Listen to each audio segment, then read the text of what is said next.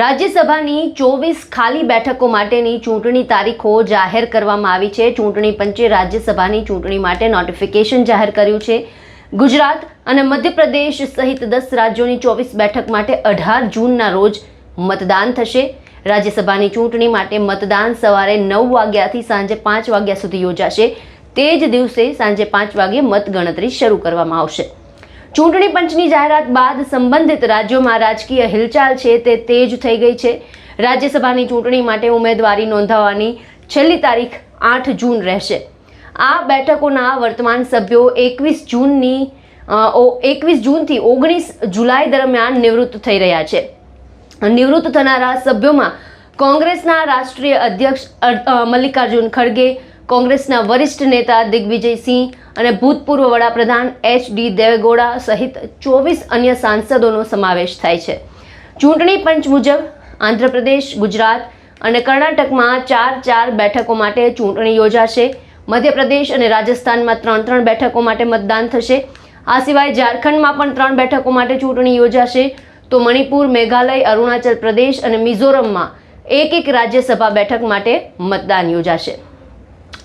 ગુજરાતના 4 સાંસદો રામ મોકરિયા, નરહરી અમીન, શક્તિસિંહ ગોહિલ અને રમીલાબેન બારા નિવૃત્ત થઈ રહ્યા છે। આ ઉપરાંત કોંગ્રેસ અધ્યક્ષ મલ્લિકાર્જુન ખડગે અને કોંગ્રેસના વરિષ્ઠ નેતા દિગ્વિજયસિંહ પણ નિવૃત્ત થઈ રહ્યા છે। કેન્દ્રીય મંત્રીઓ રવનીતસિંહ બિટ્ટુ અને જ્યોર્જ કુરિયન પણ રાજ્યસભામાંથી નિવૃત્તિ લઈ રહ્યા છે।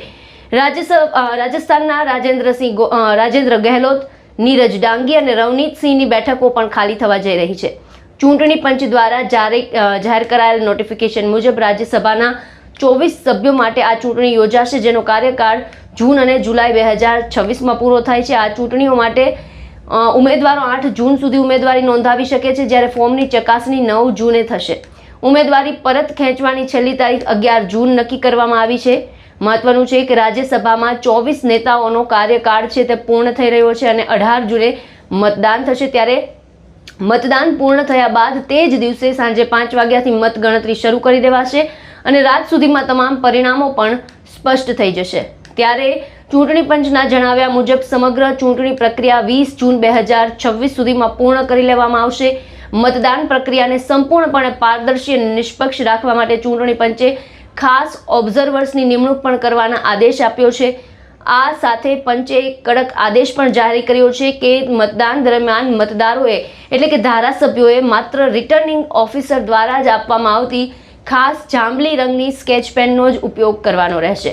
જો કોઈ સભ્ય અન્ય કોઈ પણ પેન અથવા રંગની બેલેટ પેપર પર નિશાન કરશે તો તેનો વોટ અમાન્ય એટલે કે રદ ગણવામાં આવશે। ત્યારે આ સમગ્ર મામલે આપના શું વિચાર છે અમને કોમેન્ટ બોક્સમાં જણાવો અને તમામ ન્યૂઝ અપડેટ માટે અમારી સાથે જોડાયેલા રહો।